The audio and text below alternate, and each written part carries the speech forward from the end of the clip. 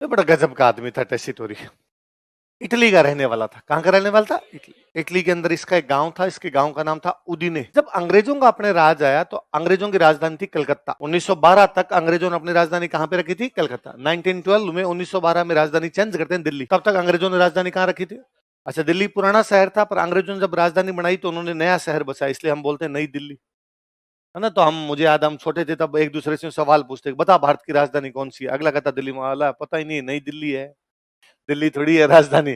तो केवल इसलिए कि भाई नया शहर बसाया राजधानी के लिए, इसलिए क्या बोल दिया था उसको? नई दिल्ली। तो नई दिल्ली 1912 में राजधानी चेंज करके लाए थे अंग्रेज। तब तक राजधानी कौन सी? कलकत्ता। जब अंग्रेज अपने देश में आए, तब अंग्रेजों ने कहा कि एक बात पर ध्यान दिया जाए, भारत के लोगों के बारे में जाना जाए। जिन लोगों पर आप राज कर रहे हो, उन लोगों की कल्चर, उन लोगों की लैंग्वेज, उन लोगों का डे टू डे की रूटीन लाइफ, उन लोगों की सोशल जो कस्टम्स होते हैं, उन सब चीजों के बारे में हमें जानकारी होनी चाहिए। अच्छा, किसी भी देश के लोगों के बारे में जानने का सबसे अच्छा तरीका क्या है? पुस्तक है। मैं यदि जापान के बारे में जानना चाहता हूं तो मैं जापान की थोड़ी बुक्स पढ़ लूं।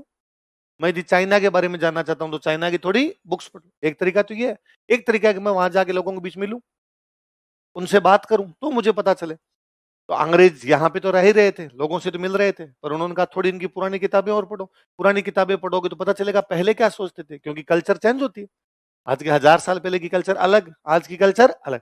या आज भी यदि कल्चर में कोई चीज है तो क्यों है?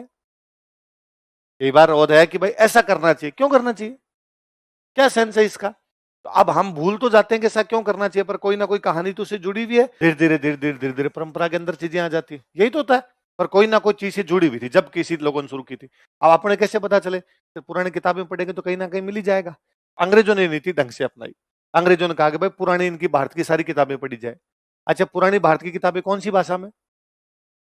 संस्कृत में, या मराठी में, राजस्थानी में, गुजराती में, तमिल में, प्राकृत में, पाली में, फारसी में, यही तो मिलेंगे भारतीय किताबें। अंग्रेजों को तो इनमें से एक भी नहीं आ रही। उनकी भाषा तो अंग्रेजी थी। तो अंग्रेजों ने कहा ऐसे लोग तैयार करो जिनको ये भाषा आए, और जिनको ये भाषा आए उनको कहो कि इनका ट्रांसलेशन करे अंग्रेजी में, ताकि हर कोई पढ़ लेगा। तो फिर वो ट्रांसलेशन करवाते, फिर अंग्रेजों का कोई ऑफिसर आता, उसको कहते ये पढ़, ताकि भारत के अंदर जब एडमिनिस्ट्रेशन संभालेगा तेरे को पता होना चाहिए इन लोगों के बारे में। ठीक है। इटली में एक व्यक्ति रहता, उसका नाम है एलपी टेसिटोरी। क्या नाम है? इसको अपने भारत की कई भाषाएं आती। इसको हिंदी आती थी, संस्कृत आती थी, फारसी आती थी, इसको मराठी आती थी, गुजराती आती थी, राजस्थानी आती थी, प्राकृत आती थी। तो खूब सारी भाषाएं जानता था। इटली रहता था, और इटली में इसने पीएचडी की थी, और इसके पीएचडी का टॉपिक था भगवान श्री राम। क्या टॉपिक था? कहां रहता था? नाम था एलपी टेसिटोरी, लुई पियो टेसिटोरी। क्या नाम था? तो इसके जो दोस्त थे वो इसको कहते थे इंडियन लुई। क्या कहते? लुई। रहता तो इटली में, पर बात किसकी करता है? इंडिया की, इसलिए नाम क्या निकाल दिया। अच्छा, मैं यदि आज आपको कहूंगी यार मुझे भगवान राम के बारे में पढ़ना है, तो यार कोई बुक सजेस्ट करो, कौन कौन सी बुक पढ़ूं, तो आप मुझे क्या सजेस्ट करोगे? रामचरित मानस और रामायण। दो ही तो दिमाग में है आपके, या तो रामायण या रामचरित मानस। रामायण किसने लिखी? वाल्मीकि जी ने। रामचरित मानस किसने लिखी? तुलसीदास जी ने। इसकी पीएचडी का टॉपिक था वाल्मीकि जी की रामायण और तुलसीदास जी की रामचरित मानस में समानता तथा असमानता। क्या टॉपिक था? रामायण तथा रामचरित मानस में समानता, और इन दोनों में क्या सिमिलरिटीज है और क्या डिफरेंसेज है। भाई दो अलग अलग टाइम में लिखी, वाल्मीकि जी ने अलग टाइम में लिखी, तुलसीदास जी ने अलग टाइम में लिखी। वाल्मीकि जी ने संस्कृत में लिखी, तुलसीदास जी ने अवधी भाषा में लिखी। अलग अलग टाइम के अंदर लिखी, तो अलग अलग थिंकिंग, अलग अलग सोच से लिखी, थिंकिंग से लिखी होगी, तो उन दोनों के अंदर क्या चेंज हो सकते हैं, दोनों में क्या क्या बातें सेम है। तो वो तो किताब माइनर टॉपिक है। अपने तो कहते हैं सर पढ़ी भी नहीं है अपने, तो नहीं तो वाल्मीकि जी की रामायण पढ़ी, न राम तो तुलसीदास जी की रामचरित थी। इसने न केवल पढ़ी है बल्कि उनके डिफरेंस निकाले हैं। तो ये वहां बड़ा अच्छा काम करने वाला व्यक्ति था। रहता कहां पे था? अंग्रेजों की राजधानी कलकत्ता में अंग्रेजों ने एक संगठन बना रखा है, एक ऑर्गेनाइजेशन, एक इंस्टीट्यूट बना रखा है। उस इंस्टीट्यूट का नाम था एशियाटिक सोसाइटी ऑफ बंगाल। क्या नाम था? एशियाटिक सोसाइटी ऑफ बंगाल का एक ही काम था, भारत की पुरानी किताबों का ट्रांसलेशन। क्या काम था? ट्रांसलेशन, है ना। यूरोप की भाषाओं, भारत की पुरानी किताबों का, भारत की पुरानी भाषाओं की किताबों का यूरोप की भाषाओं में ट्रांसलेशन करना। कौन सा संगठन ये काम करता? Asiatic society of Bengal. कहां पे है? तो अब उस एशियाटिक सोसाइटी ऑफ बंगाल में ट्रांसलेशन करने के लिए ऐसे लोगों की आवश्यकता पड़ेगी जिनको खूब सारी भाषा आती हो। तो उन्होंने एड दिया। हमें ऐसे लोगों की आवश्यकता है जिनको खूब सारी भाषा आती है। टेसीटोरी आ गया, पंजाब 7 आती है, आओ। तो टेसीटोरी कलकत्ता बैठ के किताबों की क्या करता है? ट्रांसलेशन। किसकी तरफ से? प्राकृत के ट्रांसलेशन किए, संस्कृत के ट्रांसलेशन किए, हिंदी के ट्रांसलेशन किए, गुजराती के ट्रांसलेशन किए, मराठी के ट्रांसलेशन किए, फिर राजस्थानी की ट्रांसलेशन आ गई। जब इसने राजस्थानी वाली किताबें पढ़ी, इसको बड़ा मजा आया। यार क्या गजब लोग थे यार, क्या लड़े, क्या इनकी भाषा है। और इसने कहा कि यार ये जो किताबें ले राजस्थानी वाली, ये कहाँ पढ़ता है? तो अंग्रेजों ने कहा देख अपने तो बैठे यहाँ, और हे पूरा इंडिया क्रॉस कर लेंगे तब ये है यहाँ। भाई कलकत्ता कहाँ पे? ईस्टर्न। हम कहाँ पे? वेस्टर्न एकदम। तो उन्होंने कहा भाई अपने यहाँ है, ये यहाँ है। तो इसने कहा यार मुझे यहाँ जाके काम करने दो। तो अंग्रेजों का एक दिक्कत और है, ये वाला जो इलाका है इस पे अंग्रेजों का राज ही नहीं, यहाँ तो राजाओं का राज है। अपने राजस्थान में अंग्रेजों का राज नहीं था, अपने किसका राज था? राजाओं का। अपने तो राजाओं की अंग्रेजों के साथ क्या थी? संधि। तो यहाँ तो कौन काम करेगा, तय कौन करेंगे? तो उनका यार उधर वाला मामला तो अलग है, उधर तो हम नहीं कर सकते। उसने कहा मैं वहां किसी राजा की जाकर नौकरी कर लेता हूँ, तुम तुम्हारी नौकरी अपने पास रखो। तो टेसिटोरी आ गया जोधपुर। कहाँ गया? और जोधपुर के राजा को आकर ट्रांसलेशन करवा लो। अच्छा उन दिनों राजा भी ये काम करवा रहे थे, उनको भी लगता था यार पुरानी पुरानी जो किताबें पढ़ी है उनके ट्रांसलेशन करवा ले, ठीक ही है। अपने भी तो दबा के रख रखी है। तो 200 साल पहले किसी ने किताब लिखी, लाइब्रेरी में रख दी, फिर खोल के नहीं देखी, चूहे खा गए। तो राजा भी निकलवा रहे थे उन बुक को, तो ये जोधपुर राजा के पास बैठ के ट्रांसलेशन करने लग गया। राजा कान के कच्चे होते थे। किसी ने राजा को जाकर कहा कि ये जो गोरा आदमी आ रखा है पता है क्या कौन है? ट्रांसलेशन करता है, लड़का है कोई। उन्होंने कहा अरे अंग्रेजों का जासूस है, और आपकी जासूसी करने के लिए अंग्रेजों ने भेजा है। पता करो पहले अंग्रेजों का काम करता था कि नहीं करता था। हाँ यार करता था, कलकत्ता रहता था। तो हटाएंगे अंग्रेज आपको। एक दिन राजा ने टेसीटोरी कहा कि टेसीटोरी रवाना। झोला उठा। टेसीटोरी ने कहा मेरे ट्रांसलेशन बीच में चुप, निकल यहाँ से। टेसीटोरी ने हाथ पैर जोड़े, ऐसे मत करो, थोड़ा काम करने दो। नहीं। फिर कोई आप जैसा कोई सियाना आदमी मिला। टेसीटोरी ने उसको पूछा कि यार मैं ट्रांसलेशन करने आया था, कहाँ जाऊं? उसने कहा यार बीकानेर चला जाता हूँ। बीकानेर का जो राजा वो उन चीजों में ज्यादा इंटरेस्ट लेता है, वो ये काम करवा लेगा। तो ये वहां से कहां पर आ गया? बीकानेर। उन दिनों बीकानेर में एक राजा हुआ करते, गंगा सिंह। कौन थे? Victoria empress. तो अंग्रेजों के भी थोड़े ज्यादा नजदीक थे, तो वो उनके पास आ गया और उनको आका भाई ट्रांसलेशन। उन्होंने एक लाइब्रेरी में ले जाके छोड़ा। उस लाइब्रेरी में 3000 किताबें थी। कितनी? पढ़ और मजे कर। टेसिटोरी पढ़ और गया सारी। उसने सारी किताबों पे पढ़ी नहीं है, फुटनोट लिखे हैं कि इनमें क्या सही है और क्या गलत है। एक एक किताब के बारे में लिख के गया, और कई तो ऐसी किताबें निकाल के लाया उस लाइब्रेरी से जो बीकानेर वालों को भी नहीं बताती है क्या।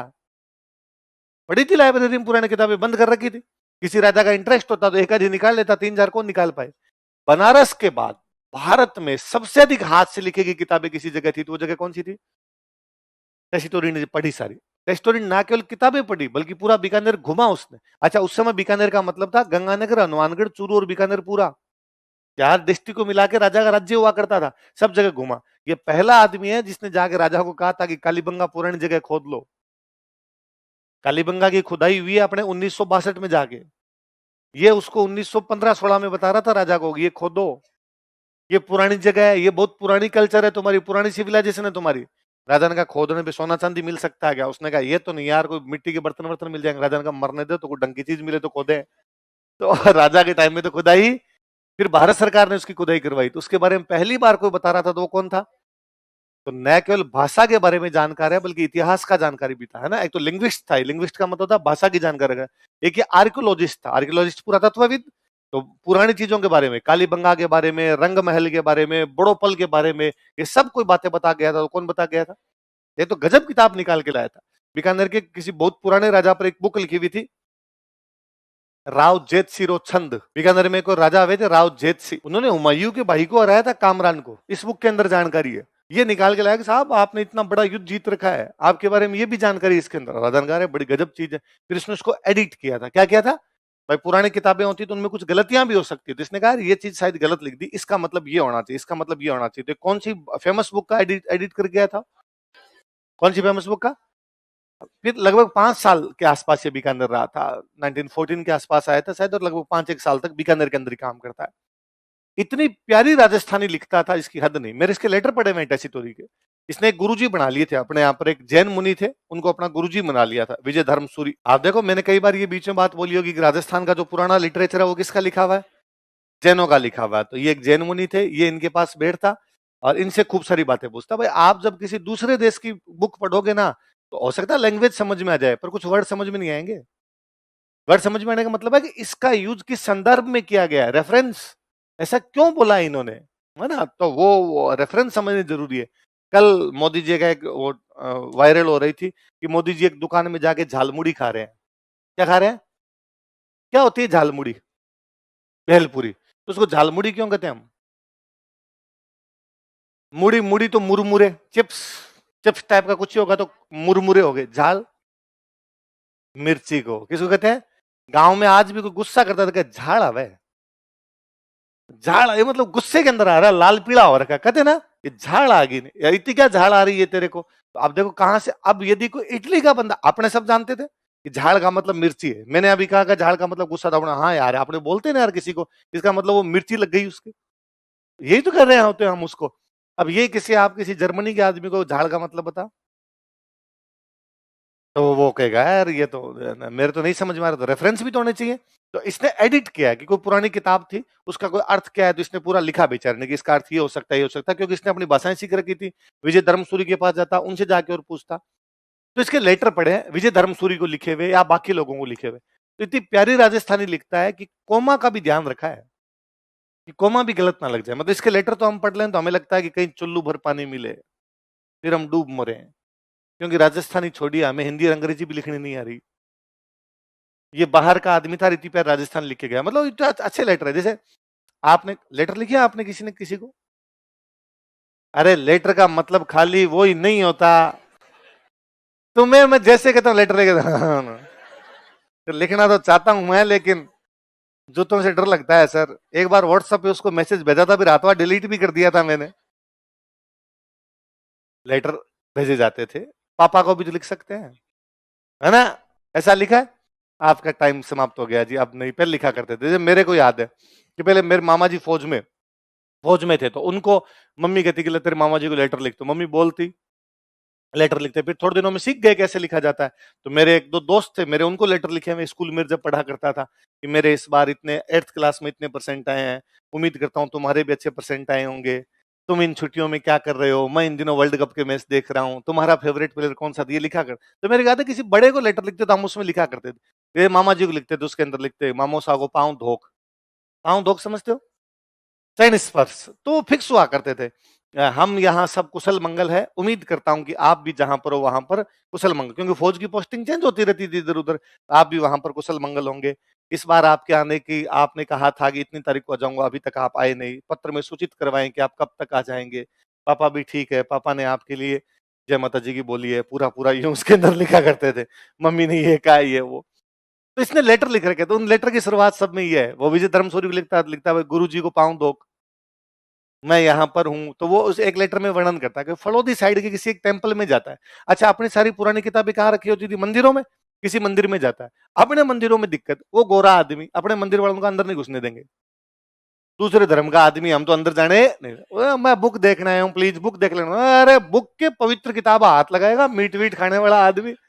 तो इसने बाद में उनका नाम लिया कि मेरे को किसने भेजा है, उनका बड़ा नाम था, तो उन्होंने घुसने दिया उसको। तो ये उनको लेटर लिखता है, पाँव दो गुरुजी को, मैं एक फलोदी के एक मंदिर में गया था, वहां मुझे बुक्स नहीं देखने दी गई, फिर मैंने आपका नाम लिया, मुझे बुक्स देखने दी गई थी, आपका बहुत बहुत धन्यवाद। अब मैंने इस बुक को पढ़ा, इसमें ये मिला, इसमें ये एक लाइन है, इसका मुझे अर्थ नहीं समझ में आया, आप मुझे इसका अर्थ बताइए। तो बड़े अच्छे बड़े प्यारे लेटर लिखे इस आदमी। और यह बीकानेर का होकर रह गया था, वापस ही नहीं गया था, इटली नहीं गया था। और इसकी दो इच्छाएं थी कि भाई, या तो दो इच्छाएं कि एक तो मैं ये बीकानेर में मरूं, और एक बीकानेर में ब्याह कर लूं। तो पहली इच्छा तो इसकी पूरी हुई, मरा था, यही मरा था, है ना? दूसरे वाली अपने वालों ने पूरी, अपने वालों ने आपने कहा नहीं भाई, हम अपनी बहन बेटी किसी दूसरे को देंगे। हाँ, तेरे यदि कोई दीदी हो तो उनकी शादी हमारे बीकानेर करवाना चाहे तो हम तैयार है, हमारे कोई दिक्कत है। अपने को लगता था अगली पीढ़ी तो थोड़ी इटालियन बोले, अलग अलग लैंग्वेज बोलने वाली थोड़ी हो। पर ये एक बार वापस जाता है, इटली जाता है, इसकी मम्मी कोई बीमार हुए थे, इसका एक भाई की डेथ होती, इसका एक भाई फौज में था, उसकी डेथ हो गई थी, नहीं गया था। और वो तो इसका लेटर है, वो लिखता है, तो अपने तरह सोचने और लग गया था। ऐसे अपने ना गांव में किसी की डेथ हो जाती है तो अपने कहते हैं भाई सब भगवान के हाथ में है, जो आया है वो तो जाएगा। इतने सांस लिखे थे, सांस पूरे हो गए, ऐसी बातें करते हैं ना, फिलोसॉफिकल टाइप की बातें करते, तो इसने उस लेटर में लिखी है कि मेरा भाई की पहाड़ पे फिसलने से डेथ हो गई है, मुझे बहुत दुख हुआ, मैं जाना भी चाहता था, फिर मैंने सोचा कि जो करवाने वाला होता है वो शायद वह इतने दिनों के लिए संसार में आया था, अब उसे इस संसार से मुक्ति मिल गई है, जाके भी क्या फायदा हो जाएगा, केवल आना जाना ही तो है, व्यक्ति का संसार में भी आना जाना ही है, वैसी बातें लिखता है। फिर उसकी मम्मी बीमार होती है, फिर वापस जाता है। जब वहां से वापस आ रहा था तब फर्स्ट वर्ल्ड वॉर समाप्त हुआ था। फर्स्ट वर्ल्ड वॉर समाप्त होते ही एक बहुत बड़ी पेंडेमिक आई थी, बहुत बड़ी महामारी आई थी, स्पेनिश इन्फ्लुएंजा। कौन सी आई थी? जैसे कोरोना, हर 100 साल में एक पेंडेमिक आती है, तो कोरोना कब आया था? 2020। तो वो आया था 1920, 1920 के आसपास आया था। तो ये जब वापस आ रहा था ना इटली से, जिस जहाज पर ये बैठ के, पानी वाले जहाज चलते थे पहले, जिस पानी वाले जहाज पर आया था उस पे वो कुछ बीमार थे। वास्तव में ये बीमारी सबसे पहले, वो जो बीमारी जैसे कोरोना सबसे पहले कहाँ आया था? चाइना में आया था, है ना? तो वैसे वैसे वो जो बीमारी थी वो सबसे पहले स्पेन के फौजियों में आई। कहाँ के फौजियों में? इसलिए उसका नाम क्या पड़ा? तो वो स्पेन वाले फौजी उस जहाज पे थे, तो संक्रामक है, एक दूसरे से होती है, तो ये उसको हुई, ये बीकानेर आया। कोरोना का जैसे शुरुआत में कोई इलाज नहीं था, वैसे कोई पेंडेमिक आएगी तो उसका शुरुआत में कोई इलाज है नहीं, फिर इसके बीकानेर में डेथ हो गई थी। कैसी स्टोरी याद रहेगा? कौन है, क्या आदमी था? एक सुना है आप नचिकेता का नाम? है ना, एक छोटा सा बच्चा होता है नचिकेता, यम नचिकेता की कहानी सुनी है? नचिकेता नाम का एक छोटा सा बच्चा होता है, उसके पिताजी यज्ञ वगैरह करते हैं, यज्ञ के बाद ब्राह्मणों को गाय दान में देते हैं, ब्राह्मणों को गाय गाय दान में देते हैं। तो वो बड़ी बूढ़ी बूढ़ी सी गायें जो काम नहीं आती वो गायों का दान देते हैं। तो वो पूछता है कि पिताजी इन गायों का दान क्यों दे रहे हो, ये तो मरने वाली सी है। उसने कहा यार काम नहीं आ रही तो दान में दे देते हैं। तो उसने पूछा यदि मैं आपके काम नहीं आऊं तो तेरे को भी दान में दे दूंगा। तो मेरे किसको दान देखो, माता कह जाके कि तेरे को मैं यमराज को दान देता हूँ। वो यमराज के पास गया, फिर उसने यमराज को जाके परेशान किया कि छोटे बच्चे होते हैं तो किसी को भी परेशान कर सकते हैं, और अंकल नाम क्या आपका, क्या करते हो अंकल आप, पढ़ाई वढ़ाई की कि नहीं की? तो नचिकेता ने यम से सवाल पूछे खूब सारे, तो वो यम और नचिकेता की जो फेमस कहानी है उसको अपने क्या कह दिया है कि नचिकेत कथा। एक कौन सी? इंद्रिय पराजय। ये दोनों संस्कृत की पुरानी बुक्स थी, इसका उसने कौन सी लैंग्वेज में? इटली। कहा आपने राजस्थान रहा, तो इस आदमी ने अपने राजस्थानी भाषा की व्याकरण लिखी। राहुल को इस बात पर हंसी है कि राहुल के कोई काका है, वो मिजोरम से एक लड़की से शादी करके आ गए थे, फिर 8 साल बाद पुलिस आई, उसका मिजोरम चल, काका को लगा दहेज देंगे, वहां ले जाके उसको जेल के अंदर बंद कर दिया। राहुल को ऐसा लगता है कि काका वहीं रह जाएंगे, जैसे टेसिटोरी बीकानेर में मरा था वैसे काका। तो राहुल इसमें खुश क्यों हो रहा है? अच्छा, और काकी कहाँ है? हाँ, वापस मिजोरम चली गई है, तो तुम्हारे गांव वाली लैंग्वेज समझ लेती थी काकी? है, सिखा दी? गाली देती थी? और तुम्हारे सिक्योरिटी वाले में है? अरे यार, काकी राम राम कहते के सामने से शेखावटी वाली भाषा में कहते राम मेरा दिन के पे लिए आ गया, सुबह सुबह ही आ गया इस प्रकार से बातें करने के लिए। काकी बदमाश थी। और काका? हाँ, 54 साल की उम्र में काकी ले आया था, और टीबी का मरीज भी था है? काका तगड़ी चीज था यार तुम्हारे वाला। हाँ, तेरे तो ऐसे कोई विचार नहीं है मिजोरम मणिपुर जाने के? हैं, आसपास ही करवाएं तेरी तो। हाँ, शादी तो करनी है ना, उसमें तेरे कोई यूं किंतु परंतु नहीं है? हाँ ठीक है चलो। तो ठीक है, मैंने कहा इसकी मृत्यु बीकानेर में हुई और राहुल को काका याद आ गया।